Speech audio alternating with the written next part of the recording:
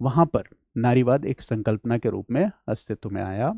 और नारीवाद जो है ये विचार 19वीं 20वीं सदी से लेकर अभी तक क्या है, कंटिन्यू है, निरंतर है। तो स्कॉलर्स ने ये डेवलपमेंट को समझने के लिए नारीवाद को अलग अलग चरणों में बांट दिया है। जो दो नारीवाद का पहला चरण है, फर्स्ट वेव ऑफ फेमिनिज्म, माना जाता है कि 19th 20th सेंचुरी के जो शुरुआती दशक हैं वहाँ पे ये विचार आया।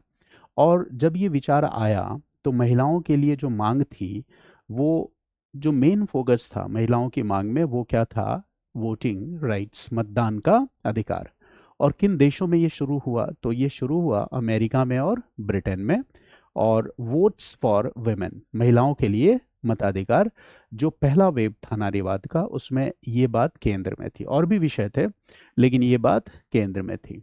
फिर इसका जो दूसरा चरण है, सेकेंड वेव है, वो देखा गया 20th सेंचुरी के सेकेंड हाफ में। यानी कि अगर हम बात करें तो 1950s के बाद जो कोर टाइम पीरियड है वो 1960s से 1980s का दौर है।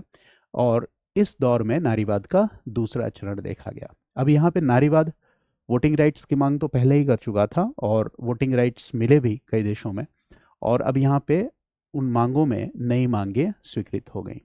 जैसे काम के अधिकार की मांग हुई है ना, पुरुष और महिला दोनों को समान वेतन मिलना चाहिए, या महिलाओं को गर्भधारण की स्वतंत्रता होनी चाहिए, या फिर जो भी जेंडर डिस्क्रिमिनेशन या लैंगिक भेदभाव से जुड़े हुए जितने भी मुद्दे थे, उन सभी मामलों को दूसरे चरण ने शामिल कर लिया। तो दूसरी चरण ने फिर महिलाओं की आवाज को बुलंदी दी, महिलाएं पहले से ज़्यादा सशक्त हों, है ना, इसके लिए इनसे जुड़े हुए मुद्दों को उठाया। तो इसमें तो कोई संदेह ही नहीं है कि नारीवाद ने महिला सशक्तिकरण में एक महत्वपूर्ण भूमिका निभाई।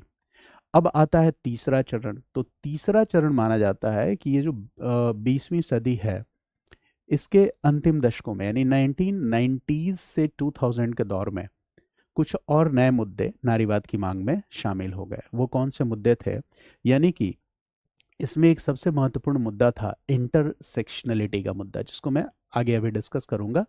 तो इंटरसेक्शनलिटी का मुद्दा ये है कि जो जेंडर इश्यूज हैं, जेंडर इश्यूज को कास्ट के साथ, है ना, जाति के साथ, वर्ग के साथ, धर्म के साथ, इन सभी कारकों के साथ जेंडर इश्यूज को, महिला कारकों को जोड़ के देखना। और इसी दौर में जो LGBTQ+ क्यूअर्स ये वाला आंदोलन था, ये भी आंदोलन जोर पकड़ता है और ये भी फेमिनिज्म के साथ ही जुड़ जाता है। फिर इसका अगला चरण हम देखते हैं 2010 के बाद।